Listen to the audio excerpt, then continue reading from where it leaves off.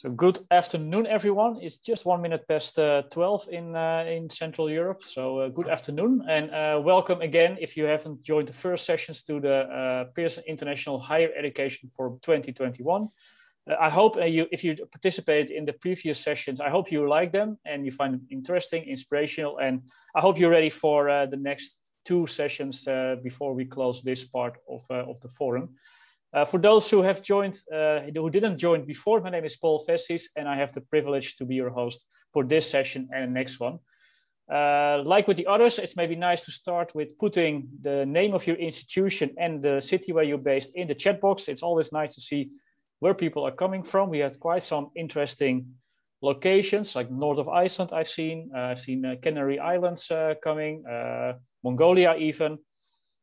Yeah, that you see where everybody is based to get a little bit of an idea where people are from. So in one of the previous sessions, we had people from Vilnius. I hope they will be there. I remember when I was there 2 years ago, I made a visit to the university there, and I also visited the great the artworks of Petras Repis in the vestibule there. It's a great collection of frescoes that you certainly should check out if you happen to come to Vilnius in the future. Now, what are we talking about today? Well, the core question, as I said before, is about how do higher education institutions continue to stay relevant, to adapt to an ever-evolving world, and to address the requirements of modern students as future professionals and international citizens. And we'll try to answer this question by the use of the sessions about employability, which refers to the attributes of an individual that makes him or her able to gain and maintain employment, which is, needless to say, a key topic in today's fast-moving and changing world. Now, we already had the first 3 sessions that you can see here, and it's now time to welcome back Angus again, who also did the keynote at the beginning of the day, for a session about the importance of self-awareness and employability. And after this, there'll be one more session about Pearson for Work, which is a session provided by Brigitte Hughes. And she will present about the solution that bridges the gap between education and employment and has recently successfully implemented in Italy. If you want to join the last session of the day and you haven't done so yet, then please visit the website of the event where you can register for this session. And make sure, as I said before, to log in with a separate Zoom event, which you can find in the confirmation email that you have received to dial in here. Now, if you have any questions during Angus' session that will start in a minute, please use the chat box to ask. And at the end of the presentation, we'll have a few minutes for Q&A. If you have after the session some more questions, or maybe some more detailed questions, some specific requests, please send an email to this email address, ihef@pearson.com, and we'll get back to you as soon as possible to answer this. Now, please welcome Angus Mcdonald back again. Angus is an expert in objective assessment for organizational selection, education, and career development, and he is one of our most trusted partners, I can say. He has developed over 30 psychometric tests, including test of ability, personality, motivation, interest, and judgment, as well as assessment exercises for many roles. And Angus will be talking about the importance of self-awareness and employability. Over to you, Angus. Great, thank you. Thank you very much, Paul. Thank you for that introduction. And welcome, everyone. I hope you can all hear me. I'm just going to share my screen and get the slides up. Okay, hopefully everyone can see those. As Paul said, the title of this talk is Know Thyself. I started off with the importance of self-awareness for employability. In this talk, I guess the best way to describe it is to say this is a little bit of a personal journey. I've been working with higher education career services actually for 20 years now. It was 2001 I first connected with a higher education career service in the UK and started to use assessments with students. Then initially we were using assessments very much as practice tools. So certainly in the UK, and I know increasingly internationally, a lot of graduate employers use assessments such as ability tools or personality assessments for part of the recruitment process. So a lot of the work we were doing was really around introducing students to those assessments and saying, how can I prepare? How can I do my best when I'm faced with those sorts of kind of challenges during the assessment process? But I guess that's another talk, and it's not really what I'm here to do today. What I realized over time working with education, but also working in careers with employers, and as a trainer in people using psychometric tools, is the value of these sorts of instruments in helping people understand more about themselves. And also how that it was, to a degree, it was lacking. Some students I came across had quite a good understanding of who they were, what they wanted to do, what their strengths were in terms of the world of the work and the careers they were thinking about. But for other students, this was all a bit of a mystery. And that actually the focus on higher education was very much on knowledge and to a degree skills, as we've already kind of touched on in some of the earlier presentations. And there was a whole range of other qualities or attributes, what we were talking about earlier as soft skills when I did the first introduction, introductory talk of the day, Professor Siegel talked about earlier, Wynne talked about critical thinking. All of these soft skills are really important and an essential component of employability. And yet there was something still missing.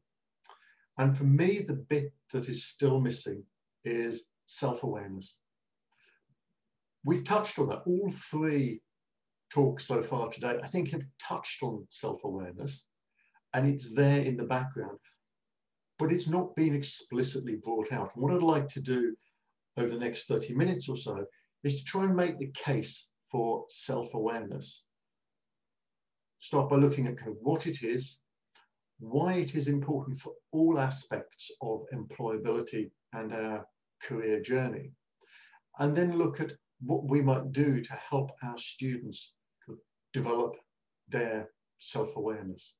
Because it's this kind of meta skill that sits over everything that we do, everything that's been talked about certainly today, and actually some of the things that were talked about yesterday.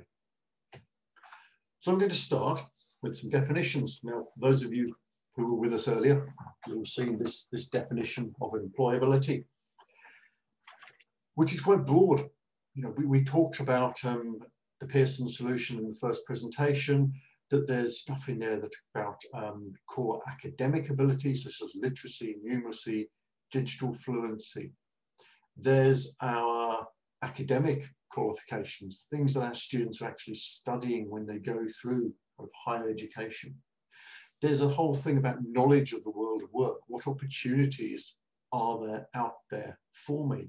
And how do I make the transition into it, into an initial career leap, if you like, and then onwards to subsequent jobs and kind of ways of working that fit my needs and my lifestyle. And then there were all the soft skills that we talked about, things like the ability to work effectively with others, to think creatively, to think critically, to lead people effectively. So employability covers a vast range of knowledge, skills, and attributes. And I would argue that self-awareness touches upon all of these. Now, in terms of self-awareness, well, many different definitions, absolutely, there always are for these sorts of things. So I picked a nice, simple one, which is good knowledge and judgment about yourself. And when thinking about this, I was influenced quite a lot by a piece of research that led to a book by a lady called Tricia Urick, who's an IO psychologist out of the United States, who recently did a big piece of work on self-awareness. So her and her team went out and they reviewed over 800 academic articles. They conducted interviews and assessments with thousands of people in work to find out about their self-awareness. And very interesting question, they said, to people is, do you think you're self-aware? And out of that, we got a figure of between about 80 and 85% of people saying, yep, I think I'm self-aware. Now, when they evaluated these people against a set of criteria, and I'll talk about those a little bit more when we come to talk about the development of self-awareness, they actually found that only between 10 and 15% of people met the criteria for being self-aware. Now, we can argue definitions, we can argue criteria for labeling someone as being self-aware or not, but whatever our perspective, that is a very stark discrepancy between the 80–85% who think they are and the 10 to 15% who came out of their work as actually being self-aware. And part of that definition, an important part of that definition that they worked with, was the ability to grow and develop our self-awareness. So it's not static. It's not a case of we are or we aren't self-aware. Is we have a degree of self-awareness that we need to constantly applying and updating, because self-awareness is all about knowing about ourselves. As we gain experience, as we grow, as we develop, the story we tell ourselves about our level of self-awareness, or self-awareness in terms of what we're good at and what we're less good at, needs to be updated. So it is this dynamic skill that we need to encourage and foster in our students to equip them for the world of work and to enhance their employability skills. So why do I think self-awareness is important for employability? And as I said at the beginning, this is very much kind of a personal take on employability. Well, I was thinking about career journeys, and without pulling on any particular model or kind of process, I just listed off 6 things. So right at the beginning, the basics is career choice. Simple question: what do I want to do with this 40 years or so that stretches ahead of me? Where do I want to do it? Lots of different environments. As I earlier talked about Motiva and about the importance of environments and the type of places that people might want to kind of work in. When I go through a job selection process, how do I get an employer to notice me? It's a very competitive world out there for jobs, particularly the first graduate job. So I need to find a way as a student of making myself stand out. And even when I've got noticed, that is just the beginning of a process I need to go through. Well, I'm going to have to prove to an employer that I am the person that they want to take on. When I'm in the job, when I've landed my job, I need to understand about how I do that job well. The employee development sector is a multi-billion-dollar industry. A huge amount of resource and investment is put into saying, okay, we've got people into the organization, but now we need to help them to work more effectively. So a huge part of this is self-awareness, of understanding how I do my best in the workplace. And finally, when we've gone through this process, we need to be flexible. We need to be flexible for a number of reasons. Firstly, we're going to have to adapt to frustrations and disappointments and the fact that very, very few of us, very few of our students, will get the job they want straight away. And I talked first thing this morning about challenges and changes in the world of work, what's happening, and how the whole world of work is kind of flexing and altering around us. And to remain employable, students are going to have to be engaged with that. So they're going to need to be flexible. And self-awareness taps into all of these areas.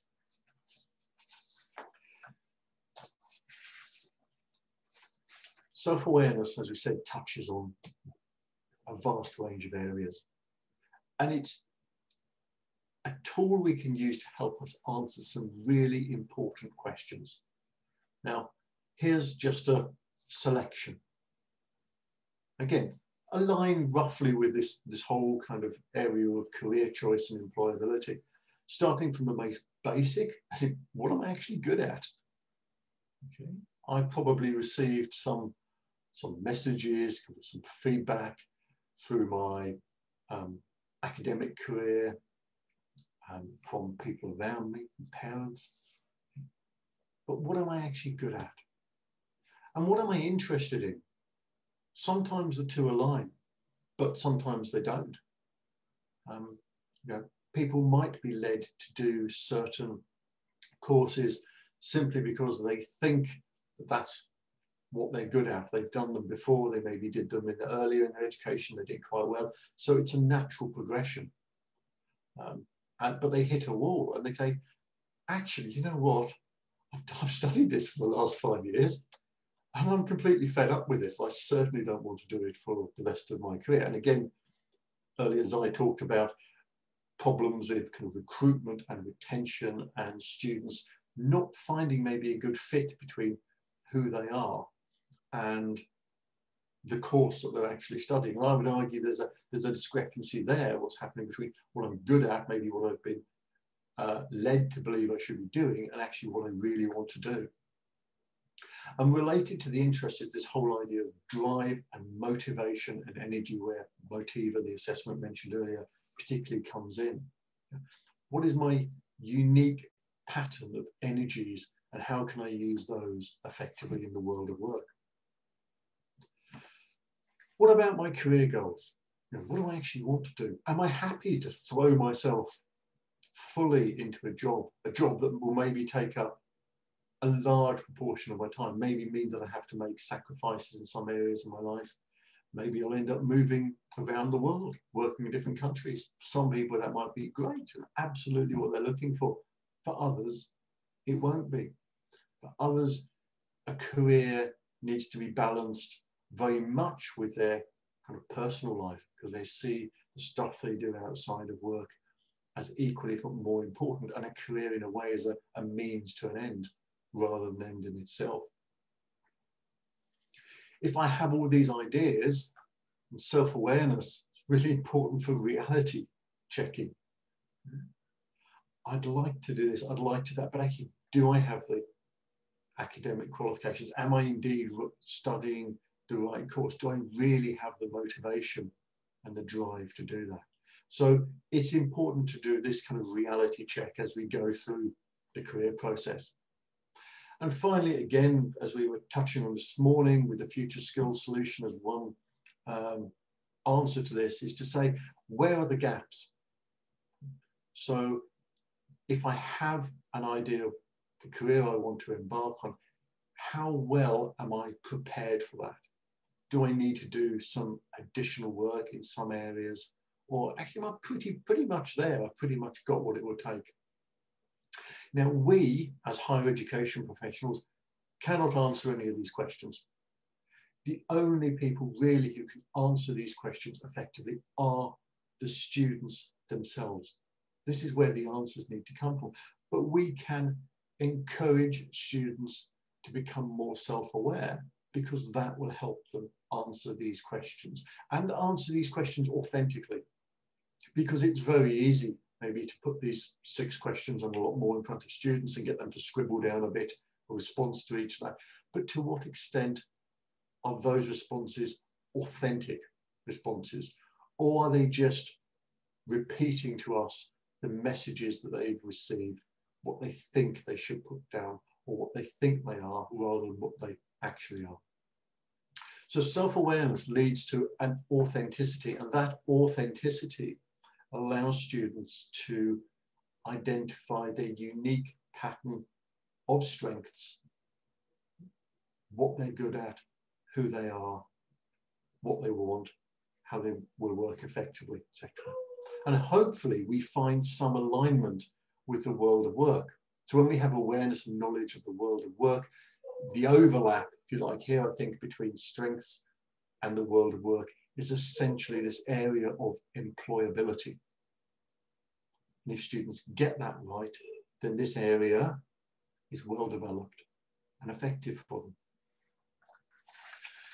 Now, I mentioned earlier 6 different aspects of career choice as I defined them. And I'm going to talk a little bit more about self-awareness in each of these areas and how it helps us. The first one, straightforward, is career choice. Answering the question, what do I want to do for a job? So we may have, some of us may have known from a very young age what we'd love to do. We probably all had ideas. Some of us followed through on those. Probably more of us changed our ideas as we grew up and we became aware of the opportunities that were out there. For some, this means we're very focused on an individual specific career from a fairly young age. For others, it will be much broader. They may have a broad interest that they think, yeah, I could turn that into some sort of career somehow, but I'm not exactly sure how that's going to play out. Or even it could lead to multiple careers. I know I'm very much going through this process with my 13-year-old daughter at the moment, who is starting to grapple with her interests and what she enjoys doing, but also kind of the reality of work and where she may be able to take those interests. And the reason this is important to get right is that our interests are an important source of energy. Finding careers, I say to people, finding your career, going through, understanding, doing your research, narrowing it down, going through the whole application process takes a lot of effort. And if you are not interested in what you're doing, if you don't have that investment and that energy behind you, you're going to find it tough. You're going to find it tough to keep the motivation up. The other reason that interests, and we've probably all come across assessments that are interests profilers, we see a lot of them out there. Some of us might have had quite good experiences with them. Say, oh, that's interesting. I never thought I could do that for a job. Others may not have had such great experiences with them because they sometimes throw up things that we may not consider to be realistic or appropriate to us. But actually using interest as a broad way of identifying where our energies lie is important because it's associated with job performance. There's good scientific evidence to say that actually if you work in careers that match your interests, you're more likely to perform better and to be kind of satisfied and gain fulfillment from that work. And as we've touched on, our students will be at very different stages. Some will be doing courses that lead very directly to a career, and the majority of them may go on to do that career, though some will change as they go along. Others will be doing courses that could potentially lead to careers, but we know that from certain types of studies, students scatter and go all over the job market. Now that may mean that some of them are very aware of that, they have their thinking already, but for others, we need to nurture the whole concept of self-awareness, because what self-awareness does at this stage is help us pick career areas that match our interests.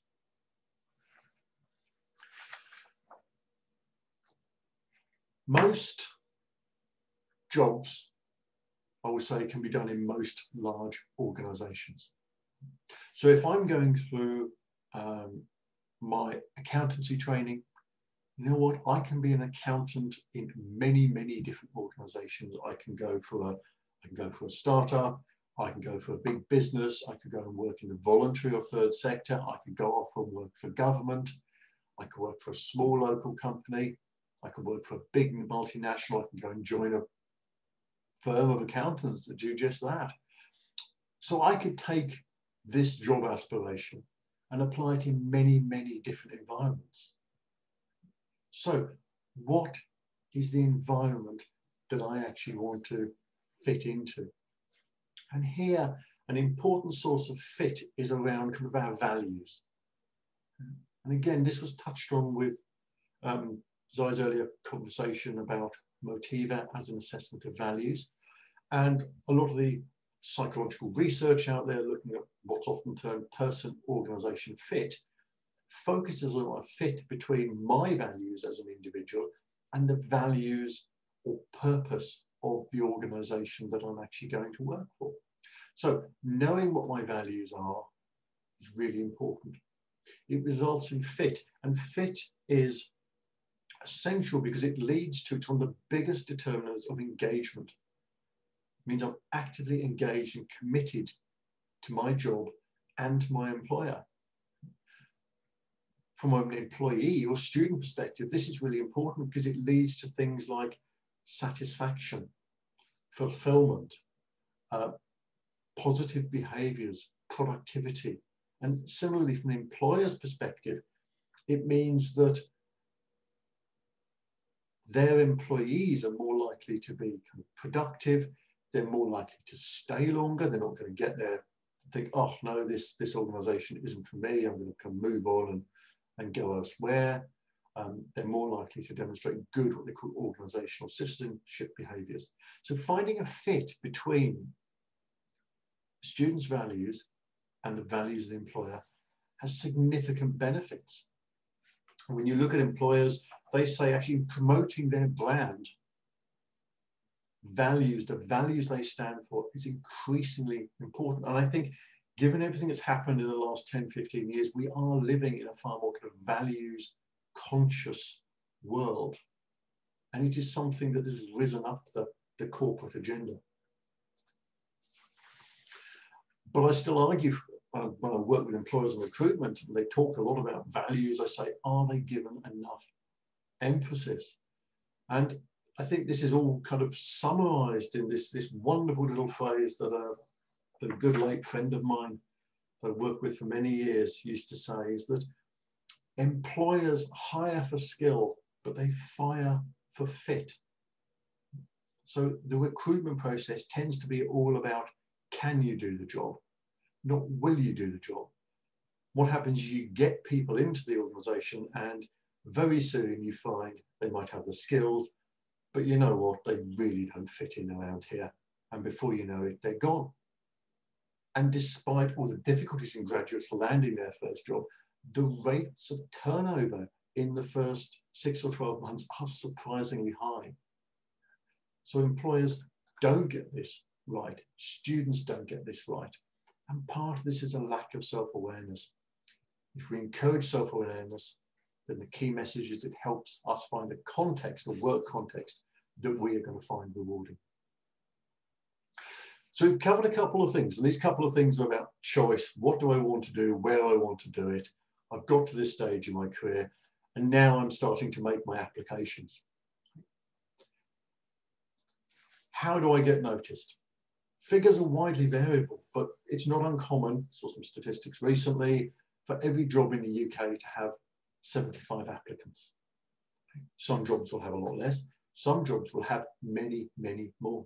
But what this means is that each application gets very little attention from the employer. So you've got to do something to stand out from the crowd. You've got to do something to get an employer to actually kind of notice you. So here I am. This is why it's important. And again, working with employers, I've heard this time and time again. We have students who've often gone straight from earlier stages of education through to higher education. They've got quite limited work experience. They may have done a bit of part-time work. They may have done some voluntary stuff. They may have done a few kind of extracurricular things, joined a sports team, learned an instrument, done some volunteering.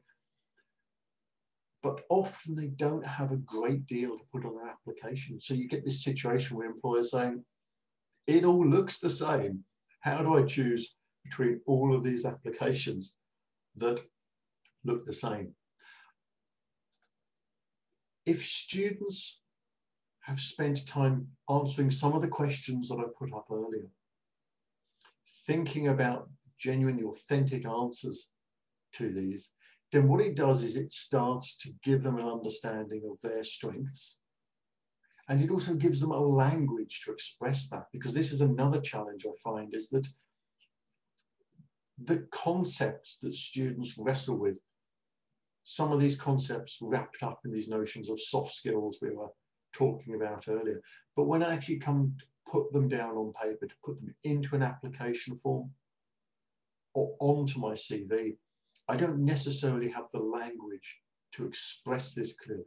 But having self-awareness is key to this. It gives us this knowledge, gives us this lexicon, if you like, that we can put it down and say, this is me, this is who I am, this is why I'm applying for this job, this is why you should look at me further.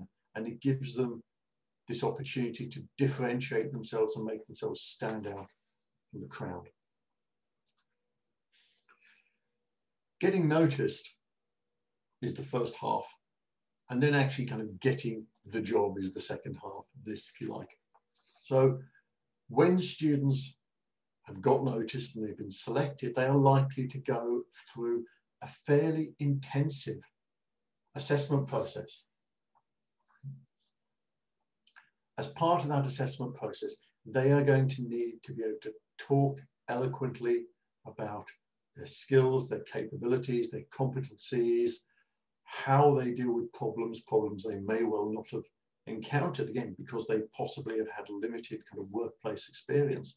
They're going to need to put that across to employers fluently. Again, knowing who I am, knowing about my skills, having spent time thinking about those, allows students to do that.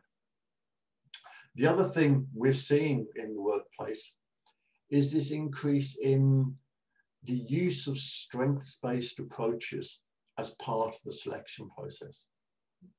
So typically, employers have said, well, here's our set of skills or our strengths, our competency framework or whatever that we want to assess students against. So it is more a rigid structure that they're evaluating students against.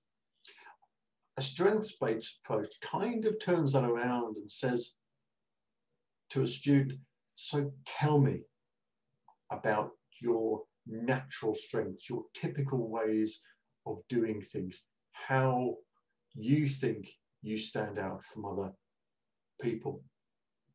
And that is aligned, again, quite closely with things such as interests and motivations. And some of the most widely used approaches to strengths come out of kind of positive psychology, which is all about saying how my values translate, my energies translate into actions within my life, whether that's the workplace or more broadly. And we have assessments, strengths-based assessments, structured psychometric tools that employers are using. We have interviews as another way of getting at kind of strengths. And we're seeing an increase in use of those. So a recent survey I saw said 30% plus of companies are using strengths-based approaches as part of their recruitment, and that's higher in kind of graduate selection. The message here is that self-awareness allows us to show off our unique strengths for the job. Now, when I'm in this job, the question is, how do I do my work best? And this is something I come into contact with quite a lot in doing team development work, in training people to use psychometric tools or things like personality and values to look at themselves and help people in their personal and career development. Because we all have different styles, we have natural ways of doing things.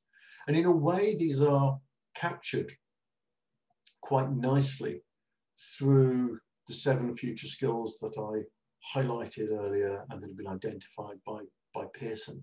So if we can think of any one of these, we can take, for example, collaboration, this ability to work with others. But actually, although it's something that is very highly valued by employers, effective collaboration can look very different from one person to another. So a person's preferences and drives will affect their behaviors in terms of how they work with others. People have a natural, typical way of doing that. We find out, research says that people typically approach collaboration or communication or leadership using a certain style. But those styles can be developed and grown. I would say a lot of behavior is actually quite habitual. We don't always stop and consciously think about it. it's kind of reactive. And some of the, I know comments came up following Wynn's presentation on kind of critical thinking, about the extent to which we can stop making kind of snap, almost non-conscious judgments and raise this up to the level of consciousness where we can think critically about issues. In the same way, we can think critically about leadership, for example. You know, given this situation, I would habitually perform in this way. But actually, is it the most effective way to perform? And what self-awareness does is to help, I think, break down the habit and get us to stop and to think, to appraise the situation. So given this situation, is this the most effective way to behave? And so self-awareness here drives our ability to work at our best and deploy our skills most effectively in the workplace. And the final point I raised, I think, was about being flexible. And here, I think flexibility applies in a couple of ways. Firstly, you know, people are not going to find it easy. Very, very few people are just going to be able to walk into a job. They're going to find it tough. They're going to go through a series of applications and have to deal with rejection, sometimes on the basis of very little feedback or information from the employer. They're going to need to keep their resilience and their motivation up. But we can learn from that. We can ask for feedback, get information, work out what went well, what didn't go well. And that gives us experience, and we need to learn from that experience. So self-awareness and reflection to say, what actually went well? Okay, I'm going to do more of that. What didn't go well? Where maybe did the employer say I fell down a bit? So what do I need to adjust? What do I need to learn or develop to improve my chances next time? And it may be that actually the feedback you're getting says, I need to adjust my goals a little bit. They're not realistic. They're not working out for me at the moment. And as the job market changes, as it inevitably will, as it's doing at an increasing pace, we need to make sure that we learn and adapt to that job market, that we are aware of what the changes are, how those changes relate to us as an individual, our strengths, potentially our gaps, where I need to go off and do a little bit of learning, or where maybe it's time for me to adjust my career path. And self-awareness, probably the key message from everything here, I would say, is that self-awareness makes us adaptable and keeps us employable. Now, I said right at the beginning, I will talk a little bit about growing self-awareness. So self-awareness is there. We all have it, despite what this research I said about, only 10 to 15% are genuinely self-aware. We all have self-awareness, but to varying degrees. One of the challenges is to keep it up to date. Self-awareness is dynamic. It needs to grow as we grow, as we kind of gain experience. And this is one of the challenges, I think. It's easy to leave it behind. And so we go on and develop and change. And actually, when we talk about ourselves, what are we talking about? Are we talking about us in the here and now, or are we talking about us a few years ago, because we haven't updated this? So in the earlier study, I mentioned the criteria they had for self-awareness was the individual saying, firstly, I am self-aware, and secondly, other people say, who know them well, saying, yep, I agree, this person's self-aware. Their additional criteria was to say that the individual has said, yeah, I've grown my self-awareness. And individuals who know them well saying, yes, they have also grown. So you see it from both an internal and an external perspective, this idea that I am, and it's growing, it's developing, it's this evolving thing. I think one of the key ways we can work with our students is to encourage reflection effectively in all that we do.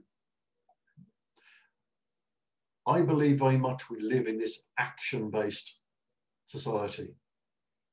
There's this emphasis on to do, to achieve, to tick things off, to move on to the next thing, and not enough time is made for stopping, thinking, and reflecting constructively on what's happened. Feedback comes from so many different sources.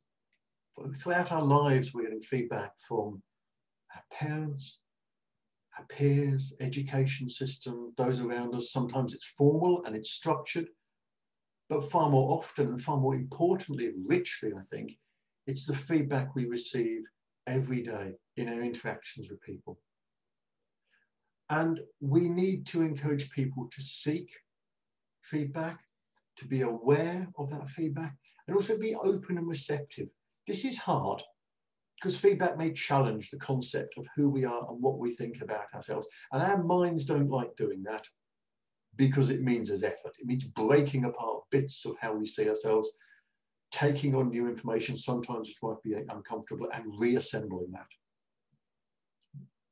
And we need to encourage openness and responsiveness to feedback in our students. And finally, to assessment. So I talked a little bit about the future skill assessment. Zai talked about Motiva, Wynne talked to a degree about critical thinking and Watson Glaser. These are just some examples of assessments that are out there. It may also be assessment in education as we go through our process of education and kind of learning. But this is another valuable source of information about us and who we are. And I think to summarize, I hope I've started to make the case that self-awareness is important for all aspects of employability. It's this overarching concept that we need to encourage and nurture in our students alongside their academic qualifications. Because if we can do this effectively, we're giving students an incredibly valuable skill that they're going to be able to take with them throughout their careers. Thank you, everyone. Yeah, thank you so much, Angus, for this very interesting presentation. Is everyone having a question? Please put it in the chat box. We got a few minutes left. One question from myself, Angus, is what do you think higher education needs to do to help students develop their self-awareness?